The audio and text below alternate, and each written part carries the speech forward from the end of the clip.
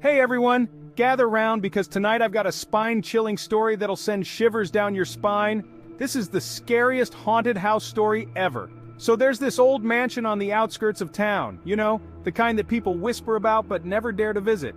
It's been abandoned for decades, but once in a while curious souls venture inside only to flee in terror.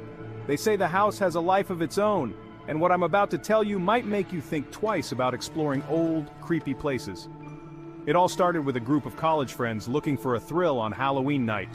There was David, the fearless leader, Sarah, the skeptic, Mike, the prankster, and Emily, who always felt things on a deeper level.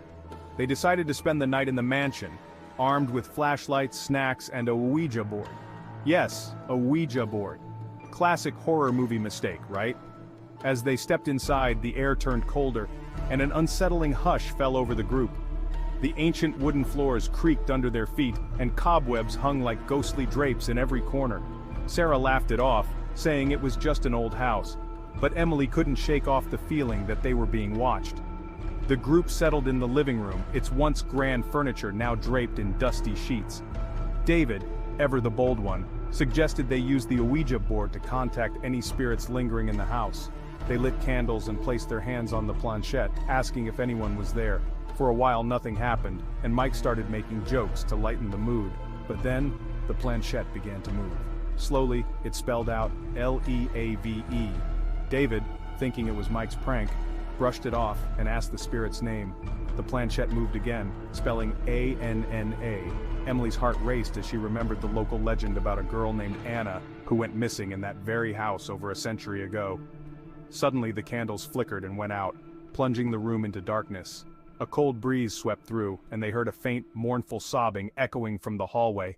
The group's flashlights flickered back on, revealing a shadowy figure standing at the end of the hall. Terrified, they scrambled to leave, but the front door wouldn't budge. It was as if an unseen force was keeping them inside. Panicking, they raced upstairs, hoping to find another way out. But the house seemed to shift around them, hallways lengthening and doors leading nowhere. They stumbled into a room that looked untouched by time. A large mirror stood against the wall, and Emily, feeling drawn to it, walked closer.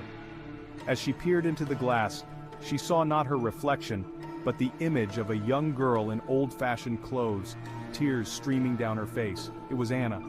Anna's voice filled the room, a whisper carried on the wind, begging for help.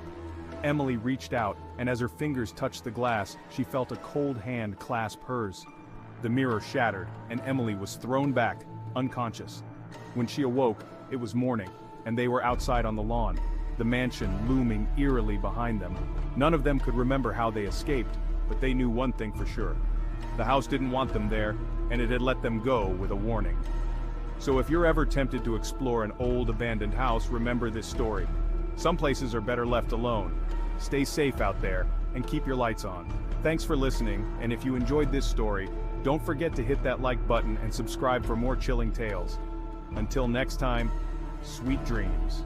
Or should I say nightmares.